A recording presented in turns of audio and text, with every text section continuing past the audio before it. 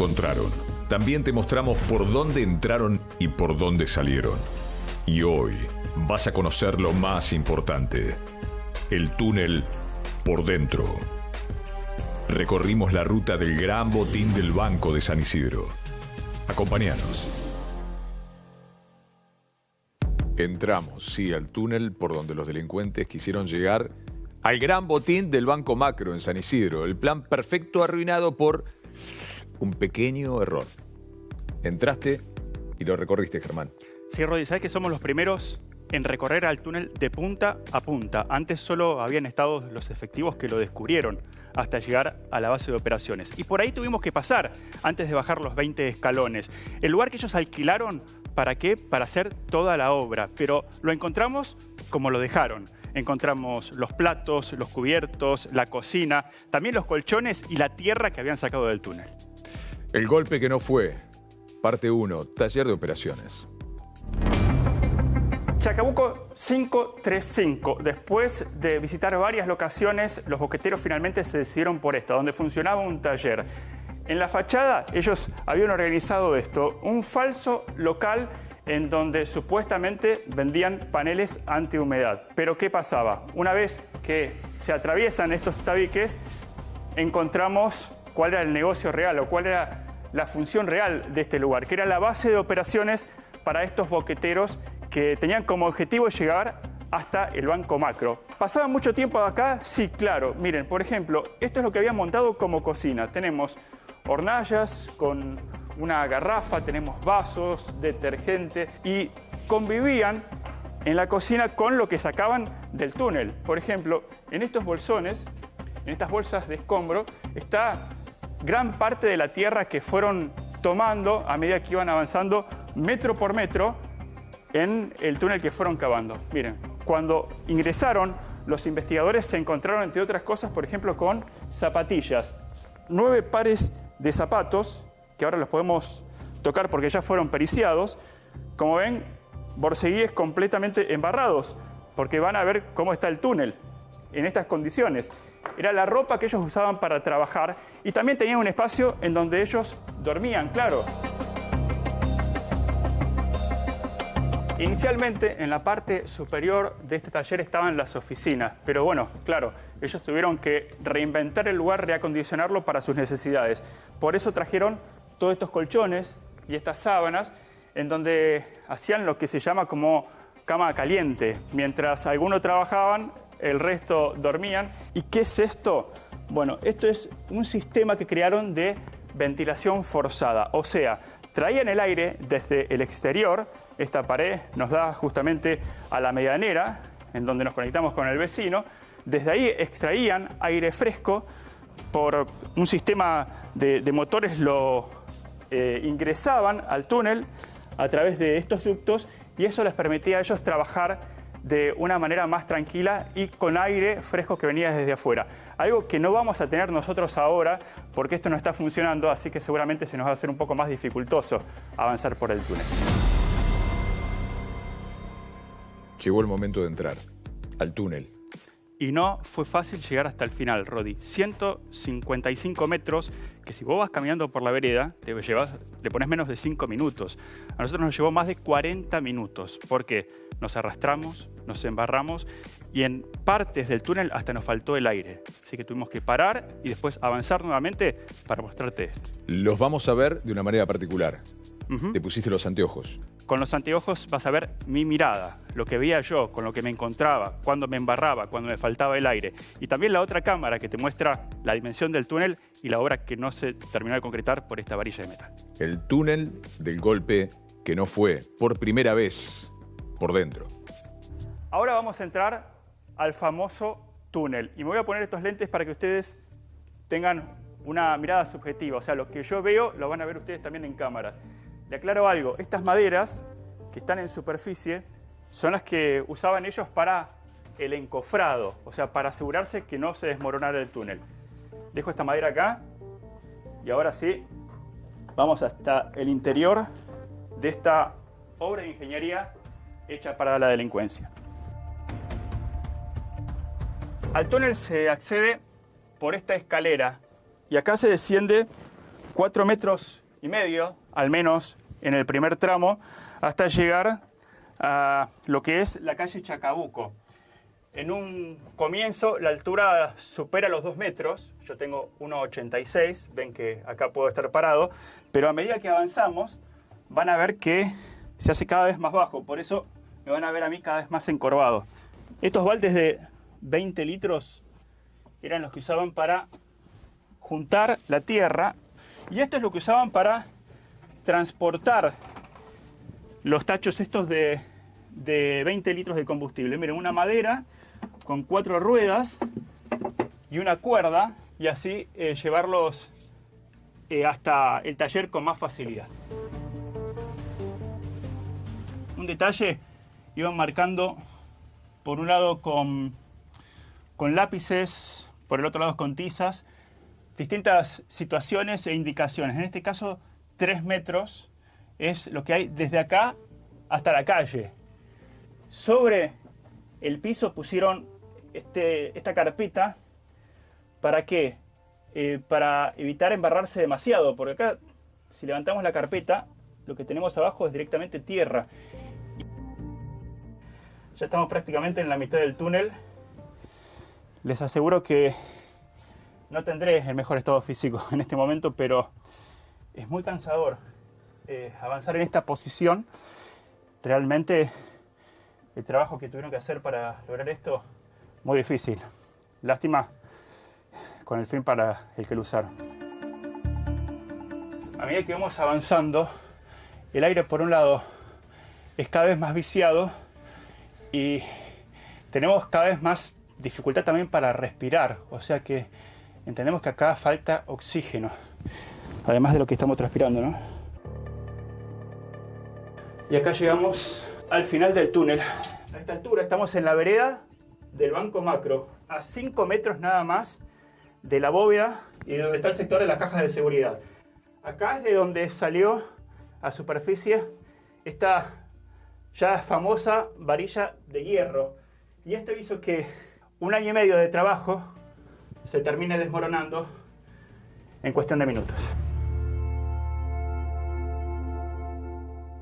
Te conozco, te he visto jugar al fútbol, no tenés un mal estado físico. Realmente ahí las condiciones cambian absolutamente, Germán.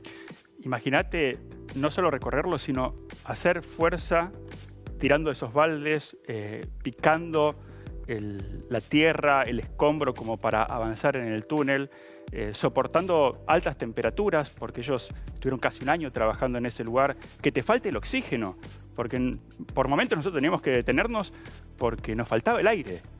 Y después el miedo a que se te caiga todo también, ¿no? El encofrado estaba todo muy bien, pero decís, ¿y si se cae? Vamos a ver la última parte, donde se ve claramente, vos arrancaste con un túnel de 2 metros. Y terminás en un túnel de 40 y pico centímetros, 60 centímetros. Sí, terminás prácticamente arrastrándote en el barro, porque eso es lo que hicimos nosotros para llegar justamente a la parte final. Esa es la parte final. Había realmente hecho una obra de ingeniería con ese fin, pero hay sabiduría de ingeniería para entender que eso tan precario no se desmoronara. Lo que usaron fueron instrumentos precarios. Este es el final. Porque no podían usar una tuneladora para llegar hasta ahí. ¿Qué altura tiene eso? Y ahí 80 centímetros, como mucho. Como mucho. Sí, pero ahí no tenía todavía hecho el encofrado. O sea, en el lugar donde yo terminé este informe, tenía tierra alrededor. O sea, en cualquier momento eso se podía caer. Ahí no habían llegado a hacer el encofrado. Pero ¿qué pasó? Ahí llegaron a la vereda del banco. O sea, desde el taller llegaron hasta la vereda del banco y se encontraron con una masa de hormigón, digamos un bloque de hormigón, que les impedía seguir. Por eso, después lo de la varilla. Porque entonces dijeron, bueno, a ver... ¿El hormigón que era del banco? El hormigón de la vereda del banco. Eso los detiene. Eso los detiene. Estaban demasiado altos. Estaban demasiado altos. Por eso empiezan a chequear. O le erraron en el rumbo. En el rumbo. 45 minutos. Unos 40, 45 minutos estuviste ahí abajo. Y a ellos les llevó construirlo, calculamos... Más de 1 año. Más de 1 año, teniendo en cuenta cuándo alquilaron el taller y cuándo empezaron a ver los vecinos después los movimientos de la gente que entraba y salía desde ese lugar. Enseguida vamos a revelar un detalle que hasta ahora, hoy, desconocíamos del video tal vez más importante que tiene esta causa, ¿cuál es? En el momento donde la varilla empieza a golpear un vehículo. Empieza a golpear un vehículo y todos vimos la imagen, ¿no? ¿Podemos recordarla? Sí, Es la imagen de un trabajador, ahí lo ves. sería el principio del final esto. El principio del final. El 6 de agosto. ¿Qué está pasando acá? Siente el ruido, algo golpea la camioneta de laburo que tiene el tipo y vuelve. Ahí vuelve. Y lo ve. Y se enoja porque la camioneta era nueva, había algo que lo golpeaba desde abajo, una varilla de metal, y no entendía nada por qué estaba ahí, por qué salía de los adoquines esa varilla. Pero este video lo vimos 1000 veces. El Claro. tema es que no le prestamos atención a un detalle clave. Ahí vienen los vecinos, pasan, van a correr el auto del trabajador, va a correr el auto, vuelve a mirar, a ver qué es esa varilla que lo golpeaba.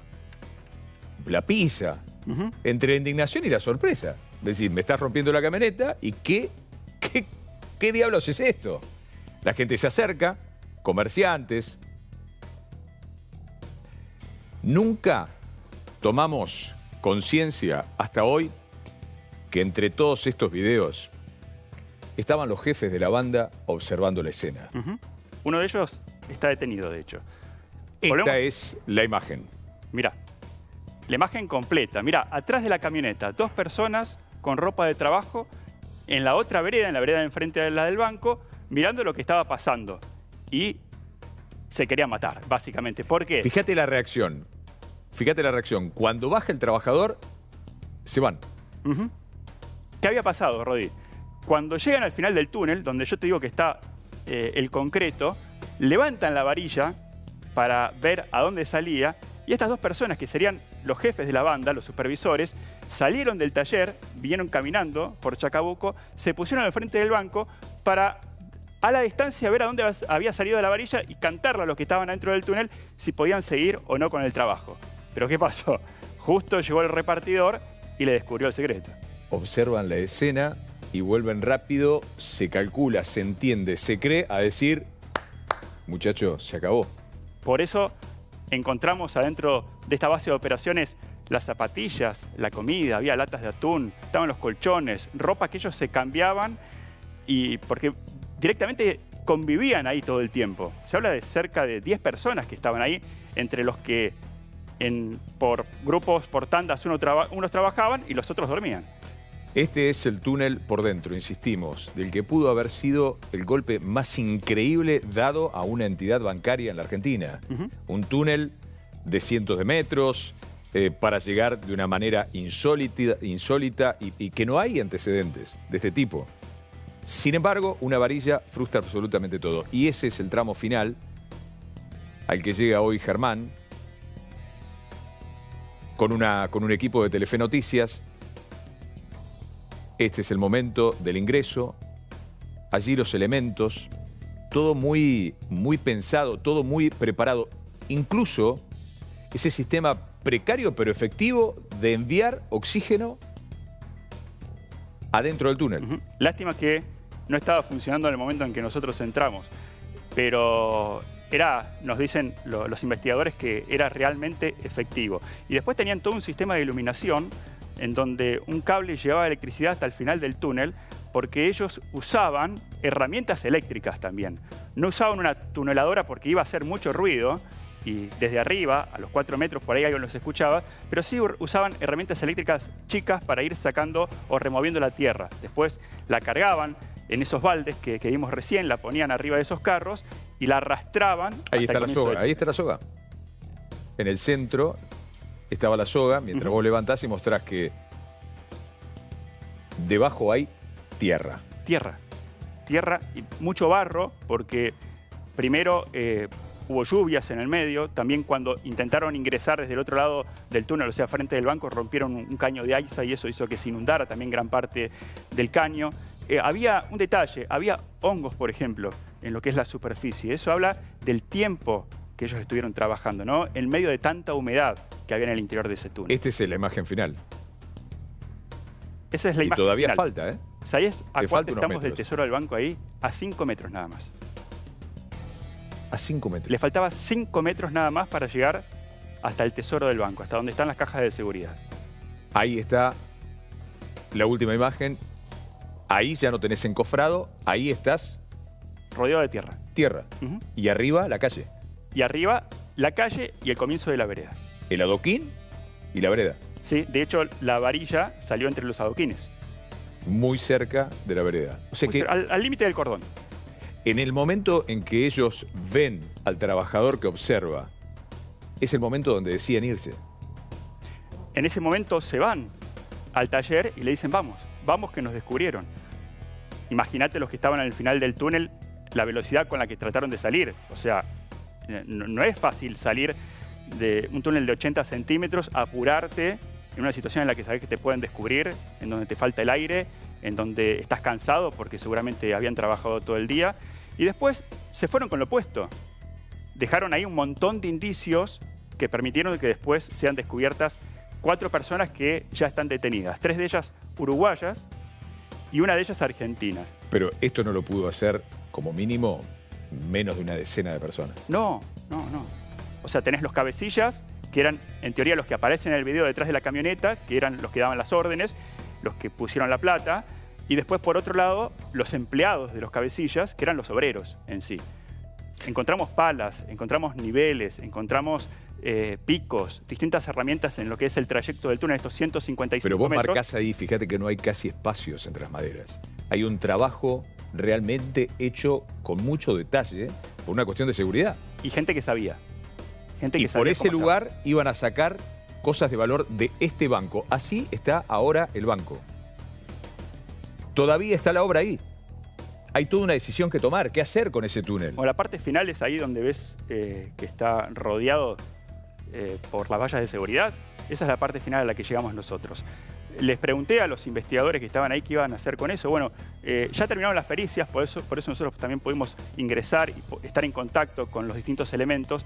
La idea es, en principio, rellenarlo. Rellenarlo. Sí, estamos en el casco histórico de San Isidro, solamente 4 metros arriba debajo de los adoquines, y puede llegar a ser un problema de largo plazo en el caso de que se inunde, por ejemplo, y después se genere un socavo. Claro, definitivamente. Porque además es adoquines, es el casco histórico, no tiene el trabajo que tienen otros asfaltos en otras ciudades o en otros lugares de la ciudad. Pensaba que a esta hora, hoy, estaríamos relatando un gran golpe. Sin duda. Un gran golpe, tal vez el más increíble golpe hecho una entidad bancaria. Y es ese error inesperado o ese error de cálculo, porque vos sumás un dato más, que se encuentran con cemento. Por eso no pueden avanzar. Exacto. Eso es lo que en principio le frustró el avance del plan en esa dirección. O sea que seguramente hubieran tomado otra dirección como lo habían hecho ya la primera vez. En principio tendrían que haber recalculado para después ir hacia esa dirección. El túnel no es una línea recta todo el tiempo. O sea, cuando salen del taller van hacia la calle, después hay un ángulo de 90 grados que va todo por debajo de lo que es la calle Chacabuco, una leve curva, y después nuevamente un ángulo de 90 grados desde el frente del banco en dirección al interior del banco. O sea, hubieran hecho otros 90 grados buscando otro lugar que les permitiera penetrar o volver a cavar hacia abajo. Esa es otra de las alternativas. Y 5 metros faltaban nada más. 5 metros del tesoro. 5 metros del tesoro. Y de las cajas de seguridad, que entendemos que era el objetivo. Otro detalle que vimos, las inscripciones en las paredes. Estaban, además de, por ahí hacían dibujos, no sé si para pasar el tiempo o para dejar alguna impresión propia, digamos, en los tabiques de madera, había dibujos de personajes y estaban firmados con los apodos de algunos que hoy están detenidos. Y después hay otro muy cerca del final del túnel, en donde se ven flechitas que van en dirección hacia el banco y después el signo peso. ¿Te acordás que habíamos visto imágenes? Claro. Bueno, esas también las vimos ahí. El momento donde Germán empieza a sentir el peso de estar bajo tierra y durante más de 40 minutos recorriendo este túnel del golpe que no fue. Al final del túnel, a esta altura estamos en la vereda del Banco Macro, a 5 metros nada más de la bóveda y de donde está el sector de las cajas de seguridad. Acá es de donde salió a superficie esta ya famosa varilla de hierro. Y esto hizo que 1 año y medio de trabajo se termine desmoronando en cuestión de minutos. Y logra salir la varilla porque, reiteramos, hacia arriba, salvo el adoquín, es todo tierra. Exacto. ¿Y en profundidad cuánto estás? 4 metros. 4 metros. O sea, la varilla era el largo de la varilla porque cuando llegaron ahí los investigadores empezaron a tirar y llegaron a ese largo de la varilla, que se entiende que es la distancia que había desde el lugar donde vimos recién, que terminó el recorrido, hasta lo que es la superficie. Esos 4 metros en los que ellos creen pueden penetrar desde abajo, adentro del banco y de ahí entrar a la bóveda. Todavía se desconoce cómo, porque uno imagina que los bancos tienen, después de lo que ocurrió en el Banco Río, ese golpe sí concretado, también con líderes uruguayos. ¿Y qué te sellanes? Nadie sabe cómo hubieran hecho para evitar, por ejemplo, las alarmas sísmicas. Sí, bueno, no te olvides que adentro de la base de operaciones también tenían todos los planos del banco. Y la ubicación, entre otras cosas, de las alarmas sísmicas. O sea, el detalle de la bóveda, donde estaba una alarma, donde estaba la otra, donde estaba el control de las alarmas. No se sabe si la intención de ellos era entrar directamente a la bóveda o a otro lugar, para salir desde otro lugar para después acceder a la bóveda. Entrar a un lugar del banco donde pudieran desactivar sin activarlas antes. Exacto. Y después, otro detalle. Habíamos visto que antes de alquilar este taller, habían buscado, por ejemplo, un café que está frente a los tribunales de San Isidro. Estuvimos ahí también. Se decidieron por el taller. El taller está a 150 metros. En el caso de haber dado con el golpe, cuando los iban a buscar no sabían a dónde buscar. ¿A dónde buscar? ¿Entendés? Porque lo menos que se imaginaban, al menos en un principio, era que ellos estaban adentro del taller y que salían desde ese lugar. Claro que después de entrar al túnel podrían haberlo descubierto, pero eso le daba el tiempo suficiente como para escapar. O sea, estaba todo absolutamente planeado. Desde dónde entrar, por dónde ir y después, sin dudas también, cómo llevar al banco. El problema fue justamente este error de cálculos o este error de sacar la varilla en un momento en el que se pensaban que no iba a haber nadie y cayó este repartidor. Un error tan pequeño como enorme. Reiteramos, hay 4 detenidos. Se cree que en esa imagen que acabamos de revelar hay al menos uno de los jefes de la banda. ¿Del resto qué se sabe? Bueno, en principio nada, se está investigando. Dentro de los detenidos, estos 3 uruguayos se cree que pasaron el Río de la Plata, lo cruzaron gracias al argentino de apellido López, que ofició de lanchero y que en el transcurso de entre lo que es el territorio argentino y el uruguayo, ellos tiraron los teléfonos celulares al Río de la Plata, como para que pierdan el rastro, digamos, en ese lugar. ¿Te acordás que además de los planos, también había adentro de esta base de operaciones indicaciones de cómo tenían que hacer para que no ser rastreados en el caso de que los buscaran, por ejemplo, a través de los teléfonos? Bueno, finalmente es lo que hicieron. Mitad del túnel, un poco más allá, y el aire empieza a escasear. Germán. Ya estamos prácticamente en la mitad del túnel. Les aseguro que no tendré el mejor estado físico en este momento, pero es muy cansador avanzar en esta posición. Realmente el trabajo que tuvieron que hacer para lograr esto, muy difícil. Lástima con el fin para el que lo usaron. Me quedé pensando, ahí vemos la electricidad. Cuando firman con los apodos, ya creían haberlo hecho. Ya estaban pensando en la frase que iban a dejar en el después. En tierra de recachones, ¿no? Por ejemplo. Ya lo estaban saboreando, ¿sí? Y no pudieron. Cuando firman querían dejar una impresión suya, digamos, en las paredes del túnel, que iba a ser, sin dudas, el más famoso de la historia, al menos del delito argentino. Esos apodos coinciden con algunos de los detenidos. Coincidirán con uno de los detenidos. Pero recordemos que son como mínimo 10 personas. Entre otras cosas, se llega a eso por la cantidad de zapatillas que había, por ejemplo, en el lugar. Había 9 pares de zapatillas y después borceguíes, que son los que se cambiaban ellos porque en algún momento salían del taller. Entonces, para no dejar evidencias de pisadas de barro en la vereda y que a alguien le llamara la atención, que todo el tiempo había pisadas de barro que entraban y salían, entonces ¿qué hacían? Se cambiaban el calzado y cuando volvían al túnel se lo volvían a poner. Tenían todo pensado menos la varilla. Exacto. La tecnología nos ha permitido, con los ojos de Germán, ahí están los anteojos que tienen cámara, verlo hasta con la sensación de estar recorriéndolo. Estuviste esa primera noche ahí y doy fe de lo que buscaste este momento. Entrar para mostrarnos realmente desde el corazón del golpe frustrado lo que ha sido un trabajo de ingeniería increíble. Gran laburo, Ger, para vos y todo el equipo que estuvo ahí. Insistimos, en el tramo final, a Seba Vázquez, gran abrazo que estuvo ahí, en el tramo final con el riesgo de que nadie sabe si se puede desmoronar o no por las lluvias. Gran laburo, Ger. Gracias.